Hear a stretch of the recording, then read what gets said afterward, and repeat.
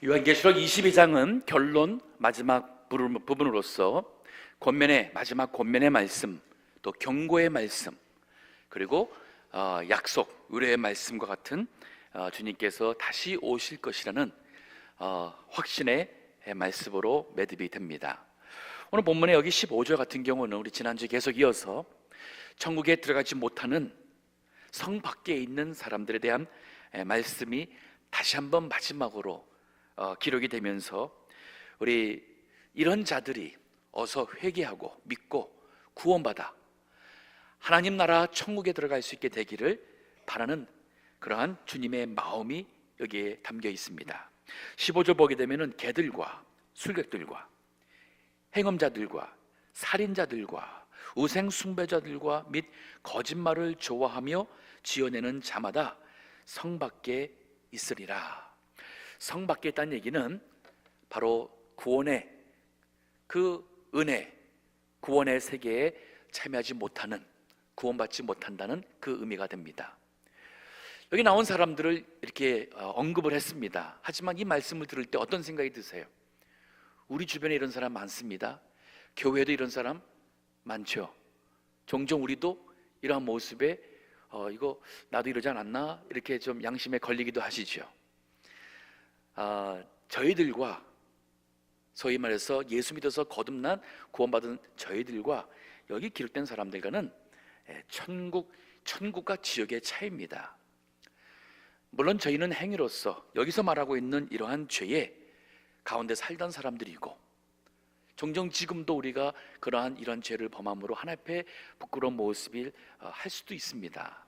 하지만 우리는 회개할 수 있고, 회개할 때에 모든 죄에서 사함받고, 이 세상 떠날 때는 예수 그리스도의 십자가의 보혈의 피가 우리의 모든 죄를 다 씻어서 우리는 그 예수님의 그 십자가의 그 의의 옷을 입고 천국 가는 거예요. 우리가 행위의 옷을 입고 가는 게 아닙니다. 믿음의 옷을 입고 천국 가는 겁니다. 그럼 여기 나온 사람들은 뭐냐면, 천국 가지 못한 사람들은 이 세상에서 지은 이 모든 죄가 그대로 남아있는 거예요. 그들은 이러한 죄인들로 영원히 지옥에서, 하나님의 은혜가 없는 그 지옥에서 영원히 형벌과 고통 가운데 있게 됩니다. 죄의 값을 치르게 됩니다. 자, 여기 우리 나온 사람들을 하나씩 좀 생각하면서, 이제 우리가 이러한 죄인에서 벗어나서 그리스도 안에서 의로운 자가 되었으니 이제는 우리가 거룩한 삶을 살아야 됩니다. 이러한 모습에서 벗어나야 돼요. 자, 여기 첫 번째는 개들이라 그랬습니다. 이거는 상징적인 표현이에요. 요즘은 개를 애완동물로 배려견 해가지고 같이 살죠. 그래서 자식과 같이 키웁니다. 하지만 원래 개는 더러운 짐승, 부정한 짐승으로 여겨졌습니다. 지금도 그 파키스탄이나 인도나 제3국에 가게 되면 여기처럼 그렇게 개를 사랑하고 가까이 하지 않습니다. 개가 가까우는 것을 굉장히 꺼려해요.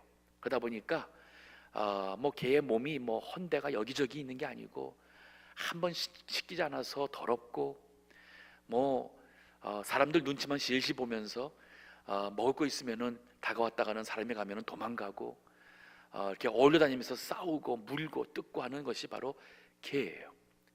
성경에 보게 되면은 사람의 죽은 시체를 와서 그 피를 핥고 또 먹는 것이 바로 개였습니다. 여기 개들이라는 것은 바로 그러한 사람들을 말하고 있습니다. 물고 뜯고 부정되고 부패하고 사악한 그러한 종류의 사람들. 빌립보서 3장 2절에 보게 되면은 개들을 삼가하라 하는 표현이 있어요. 개들을 삼가하고 또 행악자들을 삼가하고 할례당을 삼가하라는 표현이 있습니다. 거기서 말하는 것도 소위 육신적으로는 할례를 받았지만은 거듭나지 않고 율법을 의지하며 자랑하는 사람들이 그 내면에서는 서로 미워하고 증오하고 싸우고 비난하고 했던 그 유대인들, 즉 손으로 할례했던 그 사람들을 가리켜서 개들이라고 표현을 했습니다. 자, 이러한 자들, 예수 믿어서 죄에서 구원받아 깨끗이 새 사람 되면은 천국 갈 수 있지만은, 그렇지 않으면은 그 죄가, 세상에서 살던 그 모습이 영원히 그 죄명을 벗을 수가 없게 됩니다. 술객들이라 했습니다. 이 술객이 무슨 술을 먹는 사람, 그게 아니라 여기는 이 점술가, 그래서 개역 개정 요즘에 나온 성경은 점술가라고 표현했습니다. 각종 미신적인 신앙을 가지고 믿고 또 타락한 종교 행위를 하고 있는 사람들이 다 술객들입니다. 예수 그리스도 외에는 모든 종교는 거짓 종교고 구원을 주지 못합니다. 모든 종교인들이 여기 다 포함된다고 볼 수가 있습니다. 행음자라 했습니다. 우리 예수 믿는 사람들은 더 이상 육신의 성적 만족을 위해서 살아가서는 안 됩니다. 여기 천국에 들어가지 못한 사람들의 죄목 중에 하나가 바로 그러한 모든 성적 죄를 범하고 육신의 원하는 것을 따라 살던 그러한 사람들, 결혼했음에도 불구하고 부부의 사이에 그 결혼의 성약, 거룩한 그 약속을 저버리고 살아가는 모든 그 죄가 영원히 그를 따르는 행음자라는 그 죄명을 벗을 수가 없습니다. 살인자들이라 했습니다. 물론 행위로서 죽이는 사람을 죽이는 것이 살인이지만은 예수님께서 마태복음에서 말씀하시기를 우리가 마음으로 짓는 죄, 말로서 짓는 죄, 즉 마음속으로 어떤 사람을 멸시하고 미워하는 것도 다 살인이라 했어요.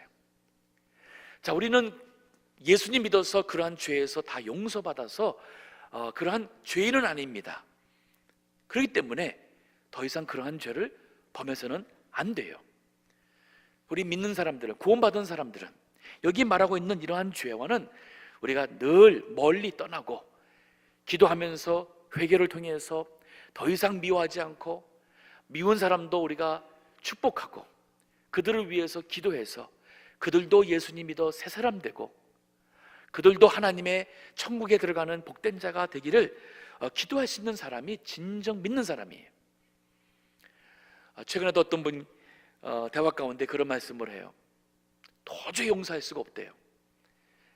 그 말을 하시더래요. 도저히 용서할 수가 없다. 근데 우리가 용서할 수 없는 게 뭐가 있습니까? 하나님께서 나 같은 자를 용서해 주셨는데 다른 사람이 나에게 해를 끼친들, 그것이 우리가 하나님께 범한 죄와 비교할 때에 감히 그게 비교가 됩니까? 안 돼요. 살아가면서 절대 용서 못할 사람 없습니다. 절대 용서 못할 죄 없습니다. 즉 어떠한 거든 우리가 하나님 앞에 기도하면서 다 용서하고 마음에 그러한 그 나쁜 감정과 그런 생각을 우리가 기도로 하나님과 나의 관계 속에서는 그거 다 해결해야 돼요. 제가 이런 얘기를 하니까 자꾸 우리 교인들이 염려를 하시더라고요. 저한테 그래요. 목사님 마음이 약해가지고 교회를 또 무너뜨리고 해치 사람들 또 용서해서 받아들이면 안 돼요 그러시더라고요. 그래서 무슨 말씀인지 아시면 되겠지만은 제가 하나님과의 관계 속에서 모든 사람 용서합니다. 하지만 목사로서 또 하나 해야 될 책임이 있습니다. 교회의 순결과 거룩성을 지켜야 될 책임이 있어요. 개인적으로 저한테 어떠한 해를 했든 제가 하나님 앞에서 다 용서했고 어떠한 미운 감정, 그로 인해서 제 마음속에 저 사람은 절대 내가 평생 잊지 못해, 용서 못해, 그런 감정은 제가 하나님 앞에서 그건 풀어야 될 문제입니다. 하지만 교회를 지키는 데 있어서는 진정한 회개가 있고 검증된 회개와 그것이 있지 않은 상황에서는 우리 당회에서 결정한 결의를 번복할 수 없습니다. 또 번복하지 않을 것입니다. 그것은 우리 걱정하지 마시고 하지만 우리가 미운 사람, 나에게 해를 끼친 사람으로 인해서 내 마음속에 늘 이러한 나쁜 감정이 나를 괴롭히고 또 그러면서 내가 성격적으로나 신앙생활하는 사람으로서 은혜가 떨어진다면 그건 잘못하는 거예요. 하지만 우리가 이렇게 은혜와 은혜 가운데서 사람을 용서했다 해서 어떠한 바른 그 기준이 없는 것이 아닙니다. 우리 성경에도 보면은 이 교회를 지키기 위해서 이 누룩이 온 덩이에 퍼지는 것을 막으라 그랬습니다. 고린도전서 보게 되면은 5장에 죄를 용납함으로써 그 누룩이 온 덩이에 퍼지는 것을 방치하면은 그게 잘못된 것으로 성경이 가르치고 있어요. 우리 동부교회는 바르고 순결하고 그러나 사랑이 있고 은혜가 있는 교회, 이 모든 것이 갖춰야 되지 이 한쪽으로 하게 되면은 잘못될 수 있어요. 너무 바르게 한다 그러면서 사랑이 없고 은혜가 없고 용서를 못하고 늘 미워하고 계속 그들을 흠집내고 하는 것은 그것도 옳지 않아요. 그런 거 다 잊어버리시고 우리는 이제는 앞을 향하여서 하나님이 기뻐하는 교회를 세워나가야 됩니다. 자, 그런가 하면은 우상 숭배자들이라 했습니다. 참 하나님은 창조주, 심판주 하나님이신데 그분을 떠나서 그분 외에 다른 것, 또 다른 사람을 더 믿고 더 의지하고 더 사랑하고 더 기뻐하는 모든 것은 다 우상 숭배자들이라 할 수 있습니다. 주님만 사랑하시고 주님만 의지하시고 또 예배하시고 주님을 항상 나의 믿음의 대상으로 살아가셔야 됩니다. 다섯 번째는 거짓을 좋아하며 지어내는 자, 즉 말을 지어낸다는 뜻이겠죠. 거짓말을 좋아해서 자신의 어떤 목적과 자신의 어떤 유익함을 얻기 위해서 이렇게 말을 지어내는 거짓말하는 사람들, 예수님 믿어서 용서받지 못하면 그러한 모든 죄로 정죄받고 천국에 들어가지 못합니다.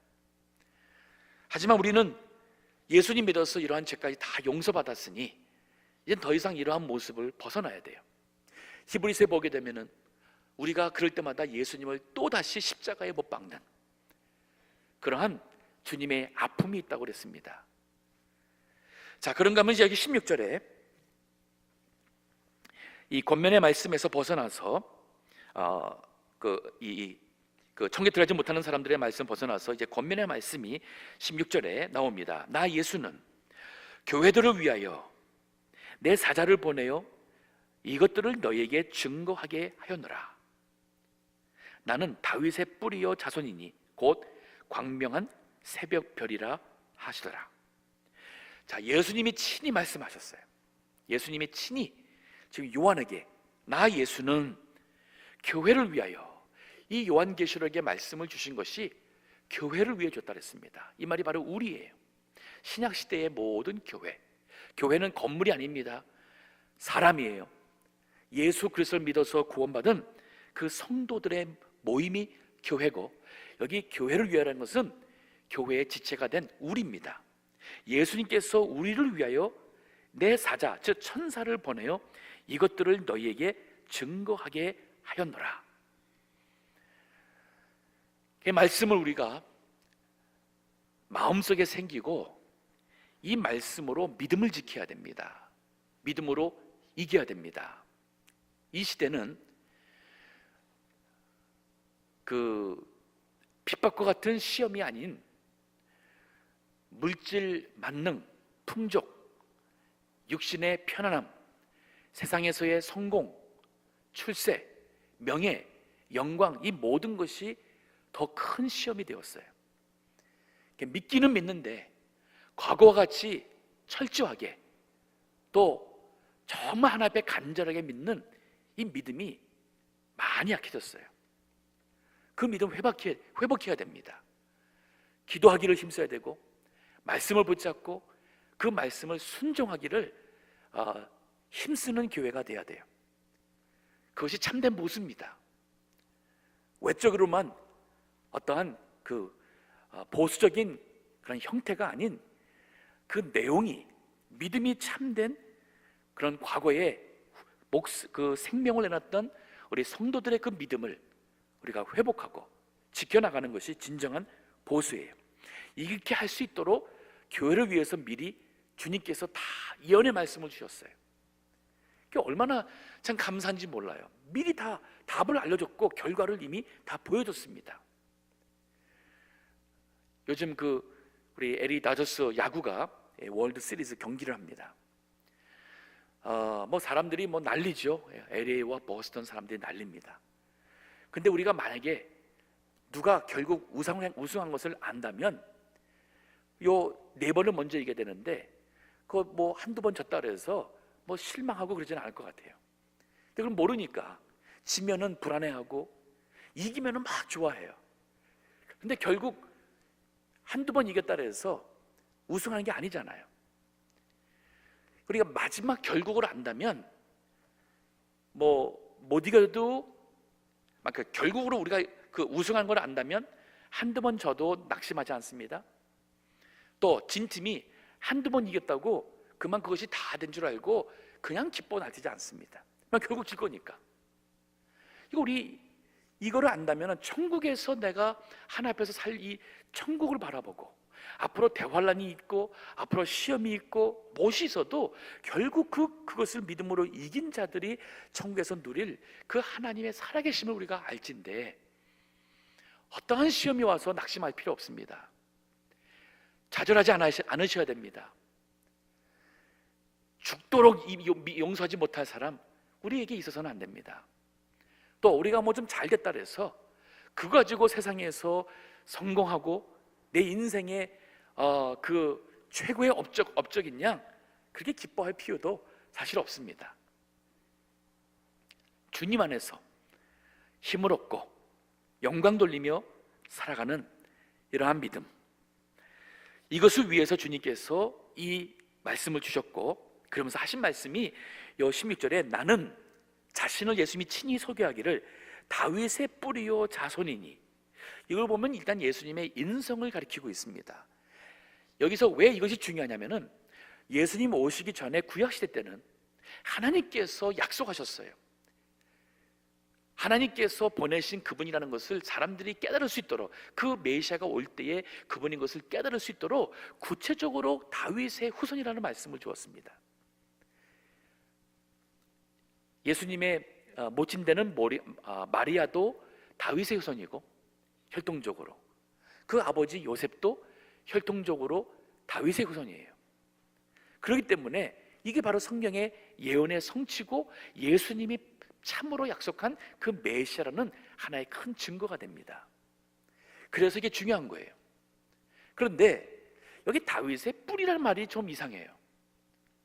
다윗의 자손은 이해가 되는데 다윗의 뿌리라면은 다윗 이전에 있다는 말씀이잖아요. 맞습니다. 예수님께서는 다윗 이전에 계신 하나님의 아들이신데, 그러나 그 이전에 벌써 예수님은 왕 중의 왕, 참된 왕이셨고, 다윗은 왕이지만은 오히려 그 참된 메시아 대신 그 왕권을 이어서 다윗이 왕이 되었다 할 수 있어요. 예수님께서 하신 말씀이 내가 다윗의 뿌리요 또 자손이다. 그런가 하면 새벽별, 광명한 새벽별이라 그랬습니다. 자, 새벽별은 밤에 그 어둠을 몰아내며 가져오는 그 어둠을 몰아내는 빛이에요. 빛이 오게 되면은 어둠이 물러납니다. 즉, 이 세상의 모든 죄가 되는 어두움, 죽음, 이 어둠은 죄와 죽음을 상징하는데 그것을 몰아내고 이제는 빛은 생명이고 희망이에요. 그것을 주시는 참된 광명한 새벽별, 그 새벽별이 밝으면은 그 새벽이 더 밝습니다. 빛이 더 빨리 물러납니다. 예수님께서 바로 이러한 분 되심을 친히 자신을 소개하시면서 교회를 위해서 이 계신 말씀을 주셨다 그랬어요. 17절의 말씀 보게 되면은 이 말씀을 받아서 이제 성령과 신부가 말씀하시기를 오라 하시는도다. 누가 옵니까? 듣는 자도 오라 할 것이요, 목마른 자도 올 것이요, 또 원하는 자는 값없이 생명수를 받으라 하시더라. 성령과 신부는 교회입니다. 성령과 신부가 나가서 초대하며 선포를 하고 있어요. 세상에. 요즘에 우리 전도주의를 앞두고 열심히 교회로서 해야 될 일을, 복음의 일을 하고자 합니다. 여기 마지막 결론에 가서도 결국 이 복음의 일을 하는 것이 바로 성령의 사역이고 성령께서 감동하시는 거예요. 그리고 또한 교회 신부의 사역입니다. 우리가 나가서 해야 할 것이 오라 해야 될 것이 오라. 제가 지난 주일날 새로 오신 교우와 함께 친교 시간에 대화를 좀 했는데, 어떻게 우리 교회에 오셨냐고 이렇게 제가 여쭤봤더니 전도를 받아서 오셨어요. 근데 전도를 받을 때에 동부장로교회는 갈 교회가 아닌 것으로 좀 잘못 오해를 많이 하고 있었어요. 잘못된 소문을 많이 듣고 있었습니다. 그런데 전도하신 분이 우리 요한복음의 설교 말씀을 인용해가지고 와보라 그랬어요. 와보라. 그래서 그러니까 한번 가볼까 해서 온 거예요. 올 때에 8시 예배를 왔었어요. 일부 예배. 보니 그리고서는 또 9시 반 예배를 와보시고, 그러고서는 와보고서는 이 교회가 괜찮은 것 같구나 해서 11시 예배 나오시고 등록하시고 새가족반 공부를 이제 다 마쳐 가십니다. 우리 전도할 때에 이 오라, 즉 와보라 하는 것이 참 좋은 게 뭐냐면 우린 순종하는 입장이에요. 그러면 나는 그저 순종하는 입장에서 와보라 하면은 그 말씀을 듣는 사람 마음에서 감동하고 마음에 가볼까, 이 마음에 그 역사하는 것은 성령께서 하시는 거예요. 그래서 성령과 신부가 말하고 있습니다. 그러니까 우리가 할 것이 있어요. 와보라. 그러면 성령께서도 그들의 마음속에 감동합니다. 그럴 때에 여기 듣는 자도 오라 할 것이요, 목마른 자도 올 것이요, 또 원하는 자는 값없이 생명수를 받으라. 와서 구원의 이 생명수를 받을 사람들, 듣는 자 중에 있습니다. 또 그 중에는 목마른 자가 있습니다. 목마른 자가 와서 그 생명의 물을 마시고, 즉 예수 그리스도의 구원의 말씀을 듣고 믿음으로 그 영혼이 갈급하면서 시원함을 얻는, 구원을 얻는 은혜가 있을 것이고, 또 원하는 자는 것은 사모하는 자예요. 우리 전도하다 보면은 다 그렇지는 않습니다. 하지만 그 중에는 반드시 원하는 자, 사모하는 자가 있을 겁니다. 이전에는 안 그랬지만은 우리가 기도하고 하나님의 은혜를 간구하고, 그래서 이제 영적으로 무장이 되어서 그에게 가서 전도할 때에 하나님께서 그의 마음속에 원하는 마음을 주실 수 있어요. 또 여기 이 목마른 자가 주변에 많이 있습니다. 그래서 그들이 교회에 나올 겁니다. 그리고 듣는 자 중에 이 말씀을 듣고 나와서 구원받는 은혜가 있을 거예요. 우리는 알지 못하니까 그저 누구에게나 복음을 전하면 됩니다. 이제 내일 또 우리 주일 앞으로 한 2주 동안 전도를 우리 하자고 그랬습니다. 노방전도 하자 그랬어요. 안 하신 분들이 이번 기회에 한번 용기 내셔서 우리 전도를 위한 초대 카드 예쁘게 잘 준비했습니다. 그리고 우리 교회 주보와 함께 나눠주면서 전도할 때에 우리 마음속에 그분이 오고 안 오고를 떠나서 하나님이 주시는 은혜가 있어요. 기쁨이 있습니다. 그리고 이거 참 이렇구나. 혹시나 이제 거절을 당하고 좀 마음 아픈 일 당할 때에 이렇게 참 세상 사람들이 간파하구나, 이런 일이 있구나, 여러 가지 통해서 우리 믿음이 체험하게 됩니다. 이번에 우리 모두가 다 우리 농부교회 성도님들이 전도하기를 힘쓰고, 그를 통해서 큰 은혜도 얻고 또 하나님이 참 기뻐하시는 그런 신앙인의 모습을 갖춰가야 됩니다. 자, 그런가 하면은 더 나가서 여기 18절과 19절에는 경고의 말씀이 있어요. 마지막으로 경고의 말씀이 뭐냐면, 내가 이 책에 예언의 말씀을 듣는 각인에게 증거하노니 만일 누구든지 이것들 외에 더하면 하나님이 이 책에 기록된 재앙들을 그에게 더하실 터이요. 더하면 안 된다 그랬습니다. 좁게는 요한계시록에 있는 예언의 말씀에서 더하지 말라는 것이 되지만, 또 이것은 더 넓게는 신구약 성경 66권 외에 더하지 말라는 말씀이 되기도 합니다. 왜냐하면 주님께서 계시로 주신 말씀은 바로 절대 완전하다는 것을 말하고 있어요. 그럼 하나님께서 우리에게 주신 구약의 말씀이나 신약의 말씀 모든 것이 절대 완전한, 완성된 계시의 말씀들이에요. 더 이상 성경 말씀 없습니다. 그래서 몰몬교가 이단이에요. 들어볼 것도 없어요. 왜냐하면 그들은 성경책 외에 몰몬경이 있고 그 외에 또 다른 두 가지의 책들이 있습니다. 다 이단입니다. 요즘에 이러한 이단이 아닌데 사이비와 위험한 신앙을 갖고 있는 교회와 교단들이 있습니다. 그게 바로 뭐냐면 극단 신비적으로 가는 그런 교회들이에요. 신사도 운동이라는 것이 있습니다. New Apostles Movement라 해서 요즘에도 초대교회와 같은 그러한 초대교회, 즉 사도시대와 같은 운동이 일어난다 해서 신사도 운동이라고 해가지고 소위 본인들이 사도라 하는 사람이 있고 또 본인들이 선지라고 하는 거예요. 이 마지막 때에 하나님 보신 선지라는 거예요. 이 선지를 하면서 성경 말씀 외에 자꾸 꿈 얘기를 해요. 기도를 하는데 뭐가 보인다 그래요. 누굴 위해서 기도해 주는데 하나님께서 나에게 뭐를 보여준다, 당신이 어떻게 될 것이다, 이런 예언의 말씀을 자꾸만 합니다.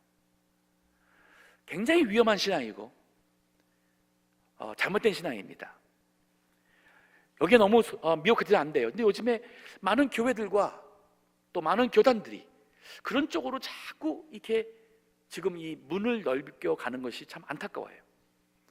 그래서 요즘에 자신을 선지자라고, 이 프로페트 혹은 여선지자, 프로페티스라고 소개하는 사람들이 꽤 많이 들었어요. 우리 정신 차려야 됩니다. 성령님은 충분해요. 꼭 누군가 나를 위해서 기도해 주면서 장차 내가 어떻게 될 건지, 나에게 그분이 나에게 축복을 해줘가지고 내가 그렇게 뭐 능력 있는 사람이 되고 뭐 이거 왜 이렇게 참 그런 걸 구하는지 모르겠어요. 예수 그리스도의 이름 안에 모든 능력이 있고 하나님의 말씀이 있는데, 또 성령께서, 보혜사 성령께서, 예수님께서 보혜사 성령을 나에게 주셔서 그 보혜사 성령이 나를 진리 가운데로 인도하시고 내가 해야 될 말씀을 주신다고 했는데 이렇게 자꾸만 사람들을 의지하는 것 굉장히 위험합니다. 자, 이런 자들이 여기 성경 보게 되면은 이 기록된 재앙들을 그에게 더하신다 그랬어요. 하나님의 무서운 심판이 있을 거라는 말씀이에요. 그런가 하면 그 19절에 보면 만일 누구든지 이 책의 예언의 말씀에서 제하여 버리면, 빼버리는 거예요. 전체를 빼버리든지 일부를 빼버리든지, 빼버리는 것은 하나님 앞에 죄가 됩니다. 하나님이 이 책에 기록된 생명나무와 및 거룩한 성에 참여함을 제하여 버리시리라. 즉 하나님의 구원의 은혜에 들어가는 것을 이룰 수 있다는 그런 무서운 경고의 말씀이에요. 여기에 대표적인 것이 바로 자유주의 신학, 신신학이라 할 수 있습니다. 자유주의 신학, 신신학은 18세기, 그러니까 18세기 말에 그 독일에서 시작이 돼가지고 19세기 들어오면서, 즉 1800년대 들어오면서 이것이 계속 세력을 키워가고, 그리고 1800년 죄송합니다. 제가 1800년대 말에 시작이 돼가지고 1900년 맞습니다. 그리고서 이제 1800년대 이것이 자리 밝히게 되고 1800년대 말에 이제 미국으로 침투하기 시작하면서 1900년대 초에 미국에 정착을 하게 돼요. 그리고 프린스턴 대학교가 대표적인 신학교로서 신신학으로 넘어가게 됩니다. 그게 100년 전의 일이에요. 그러면 이 신신학의 문제가 뭐냐면 성경 말씀을 인간의 이성으로 제하는 거예요. 그러다 보니까 성경 말씀에 이것이 원래 하나님 말씀이 아니다, 즉 성경 말씀 전체가 하나님 말씀이라고 하지 않고 그 중에 아닌 것도 있다는 거예요. 그러니까 성경 말씀에서 아닌 것을 제하여 버리기 시작한 것이 이 신신학이에요. 그 기준이 바로 사람의 이성, 논리, 철학, 과학, 역사, 모든 이러한 인간의 학문이 그 기준이 돼가지고 이성적으로 이해가 안 되는 그 기적 내용들은 믿지 않고, 그래서 요나의 기적을 하나의 신화로 받고 설명하고 역사적인 사실로 받지 않습니다. 창세기, 출애굽기, 레위기, 민수기, 신명기, 모세, 오경을 모세가 다 기록하지 않았다고 합니다. 주장합니다. 그리고 엉뚱한 사람들이 기록했다고 이렇게 주장을 내고, 성경에 나오는 예언의 말씀들, 그거 실질적으로 그 역사적으로 일어나기 전에 예언한 것이 아니라 그것은 역사적 사건이 일어난 다음에, 그 후에 마치 그 전에 말해가지고 성취가 된 것 같은 성경의 권위를 싣기 위해서 그렇게 엉뚱한 사람이 했다고, 이렇게 해석하는 것이 신신학이에요. 자유주의 신학입니다. 상당수의 교단과 신학교가 자유주의 신학이고, 그리고 신신학입니다. 그리고 많은 분들이 영향을 받아가지고 이 시대에 성경 말씀을 자꾸 제하고 믿어요. 지키기 어려운 것들, 주의 성수에 관한 것들, 또 요즘에 같은 경우는 11조 같은 것, 11조 드릴 필요 없다, 그건 율법적이다 하는 그러한 목사님들이 또 인기를 얻는 그런 교회들도 있습니다. 마태복음 20장 23절 보게 되면 예수님이 그랬어요. 11조에 대한 얘기를 하면서 이것도 행하고 저것도 버리지 말지니라 그랬습니다. 그러니까 잘못된 형식적인 11조만 드린 것이 잘못되다고 지적을 하지만은 11조만 드리면서 우리가 인과, 즉 믿음과 사랑과 신실을 저버리는 것은 잘못됐다고 예수님이 지적하시면서, 그러나 11조도 드리고 또 믿음, 신과 사랑, 그리고 신실함을 지키라고 얘기했어요. 주의 성수도 마찬가지고, 우리가 하나님의 말씀을 온전히 지키고자 하는 이러한 믿음을 우리가 가져야 됩니다. 근데 요즘에는 이성적으로나 부담 가는 것, 이것들은 자꾸 제해놓고, 요즘에 미국에서 참 그 많은 대형 교회들도 그렇고 한국 대형 교회들도 그렇고 많은 사람들을 포용하다 보니까 거부가 되는 그러한 설교나 단어, 주제를 많이 하지 않습니다. 소위 지옥이란 단어 쓰지 않습니다. 예수 믿지 않으면 지옥 간다는 설교를 하지 않아요. 우리가 죄인이기 때문에 예수 그리스도를 믿지 않으면 구원받지 못한다는 이 순수 복음이 분명하지가 않습니다. 그래서 제가 그 얘기했었죠. 이건 공적인 거니까 제 이야기합니다. 빌리 그레이엄 목사님 얼마나 훌륭합니까?